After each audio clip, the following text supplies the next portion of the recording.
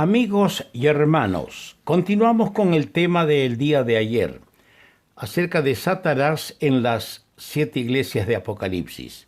Voy a leer ahora nuevamente en Apocalipsis el capítulo 2. Apocalipsis el capítulo 2 y vamos a leer el versículo 13.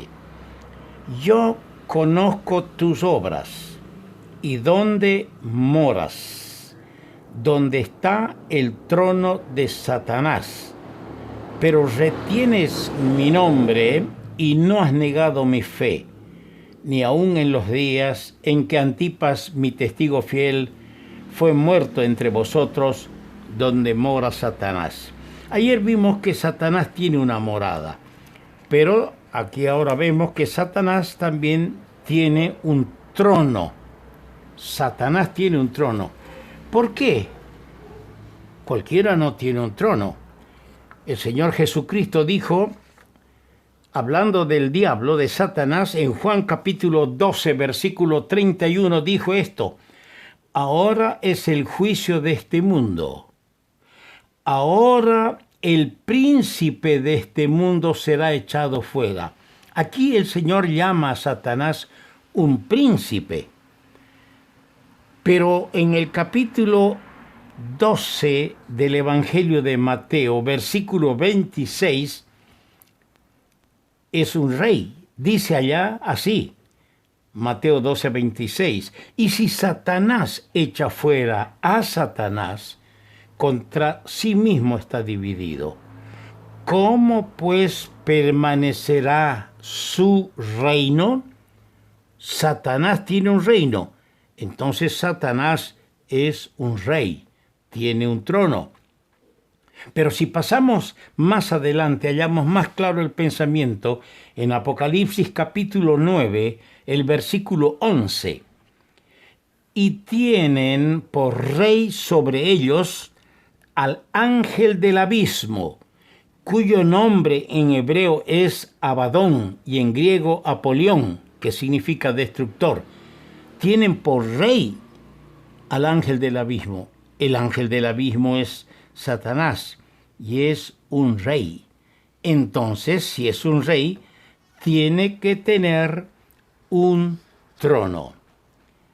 Pérgamo, porque allí está esta palabra en la carta a Pérgamo, dentro de la profecía bíblica y los periodos de la existencia de la iglesia sobre la tierra, Pérgamo corresponde del tercer siglo adelante, más o menos, cuando la iglesia se enroló, se mezcló con el poder político, el poder mundano, el poder imperial de Roma.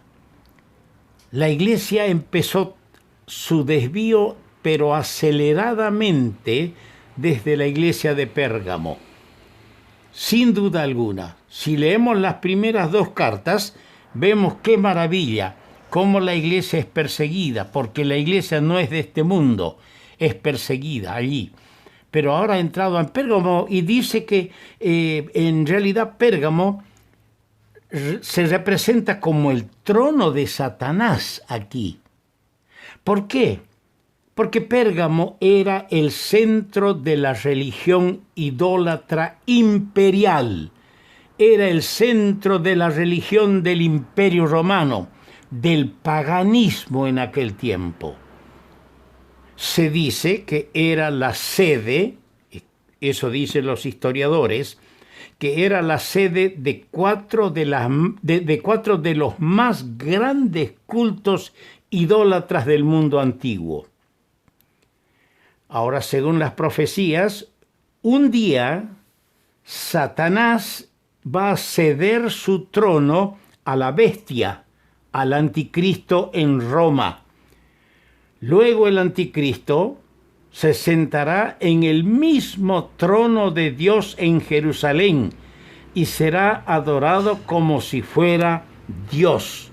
Eso leemos en 2 Tesalonicenses capítulo 2, versículo 4. Dice así: hablando del anticristo, el cual se opone y se levanta contra todo lo que se llama Dios o es objeto de culto, tanto que se sienta en el templo de Dios como Dios, haciéndose pasar por Dios. No vamos a entrar en los detalles de que esta situación, cuando el anticristo se siente en el trono, va a romper el pacto que tenían los judíos infieles que pactaron con la bestia, con el anticristo. Y allí comienza la segunda mitad de la tribulación, de la semana 70 de la profecía de Daniel 9:27. Esto es tremendo para pensar que Satanás tiene un trono. Satanás se hace adorar de una o de otra manera, utilizando medios, restando la adoración al Dios vivo y verdadero, haciendo que las personas le rindan pleitesía, porque tiene la capacidad de tornarse en un ángel de luz, y al creyente lo ataca como si fuera un león rugiente. Ahora pasamos al capítulo 2 de este mismo libro de Apocalipsis y leemos el versículo 24. Pero a vosotros, aquí el mensaje está dentro de la iglesia Tiatira, pero a vosotros y a los demás que están en Tiatira, a cuantos no tienen esa doctrina y no han conocido lo que ellos llaman las profundidades de Satanás, yo os digo, no os impondré otra carga. Las profundidades de Satanás. Estamos analizando la presencia activa de Satanás en las iglesias de Apocalipsis capítulo 2, verso 3. Y ahora aquí vimos que tiene una morada, tiene una sinagoga, tiene una morada, tiene un trono. Ahora encontramos acá que tiene cosas profundas Satanás. Pero voy a empezar diciendo algo, que Dios, el Señor, tiene profundidades de verdad. Leemos en Daniel el capítulo 2, versículo 22, lo siguiente.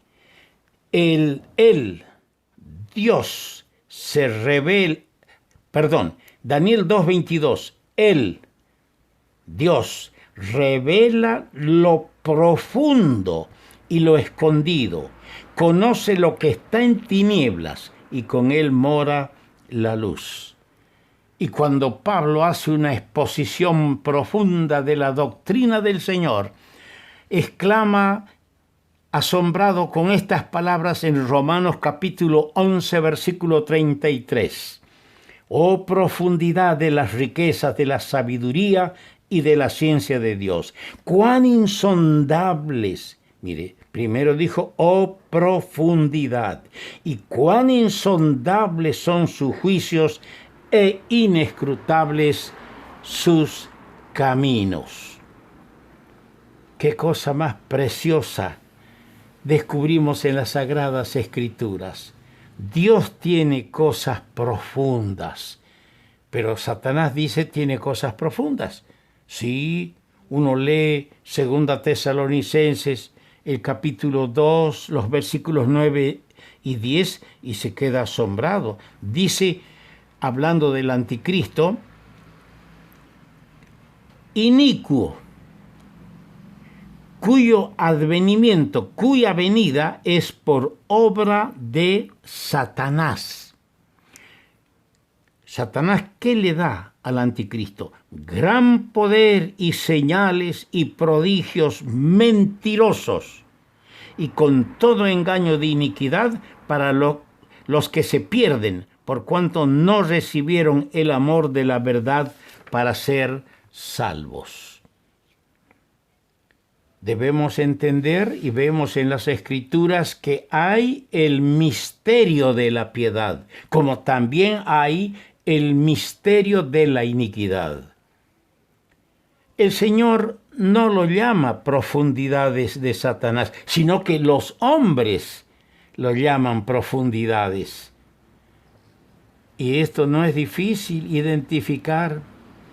Las enseñanzas de las religiones y sectas heréticas como la ciencia cristiana, el mormonismo, la ciencia religiosa, el teosofismo, el espiritualismo, tienen una apariencia superficial de erudición y profundidad para los indoctos, pero a la luz de la palabra de Dios son necedades estúpidas y ridículas.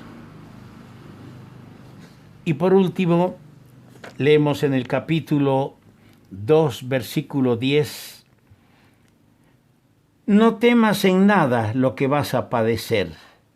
He aquí el diablo, aquí aparece de nuevo Satanás en la carta a Esmirna, he aquí el diablo echará a algunos de vosotros en la cárcel, para que seáis probados, y tendréis tribulación por 10 días. Sé fiel hasta la muerte, y yo te daré la corona de la vida. Satanás tiene poder para perseguir a los santos de Dios. Tiene poder. Detrás de cada perseguidor de los hijos de Dios está la persona siniestra de Satanás. Y esto te digo, amigo, yo he visto en mi experiencia hermanos a quienes les han hecho la vida imposible los vecinos, los que antes compartían con ellos.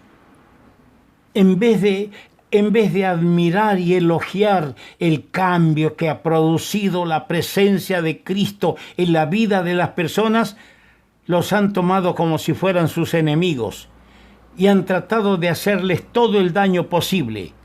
Y si esa es tu experiencia, hermano, hermana, de que te están haciendo daño, te están menospreciando, despreciando por ser de Cristo, entiende esto, que detrás de ese que se ha declarado tu enemigo está la siniestra persona de Satanás. El diablo está asusando, el diablo está empujando a tales personas a dañarte, porque él es el gran enemigo de Dios. Él es el instigador invisible de toda oposición a Dios. Sí, nosotros hemos sido testigos cuando alguna vez hicimos campañas como jóvenes aparentemente con cultura, con educación, se prestaban para ir a apedrearnos, romper las ventanas de nuestro salón, tratando de amargarnos la vida. Pero nos dábamos cuenta que el enemigo estaba asustado en realidad, porque se estaba proclamando el mensaje glorioso del Evangelio. Alguna vez alguien me apuntó con un arma de fuego, con un fusil. Hizo un disparo al aire para atemorizarme, haciendo que el caballo en que yo estaba montado, desde el cual le hablaba y le daba un folleto, el caballo se espantara y me echara por tierra.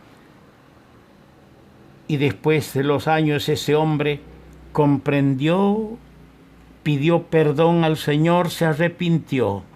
Y el día que se bautizaba, llorando, me abrazó y me pidió perdón. Es que tras de estos instigadores está Satanás. Todos los tiranos y perseguidores son los instrumentos voluntarios de Satanás. Los creyentes que sufren persecución por su fe, hermana, hermano, si sufres persecución por tu fe en Cristo, debes consolarte que nada puede hacer Satanás sin el permiso de Dios. Siempre estamos en la mano de Dios, venga lo que venga. No debemos olvidar que todos los que quieren vivir piadosamente en Cristo Jesús padecerán persecuciones. Si quieres vivir una vida limpia, una vida transformada, una vida para la gloria de Dios, una vida piadosa, debes entender que vas a sufrir, vas a padecer persecuciones, pero da gusto sufrir por el Señor Jesucristo. Da gusto ser despreciado porque amamos a aquel que nos amó y dio su vida para salvarnos de la perdición eterna. Quiera el Señor bendecir a todos los que hemos participado escuchando estas meditaciones acerca de Satanás en las iglesias de Apocalipsis.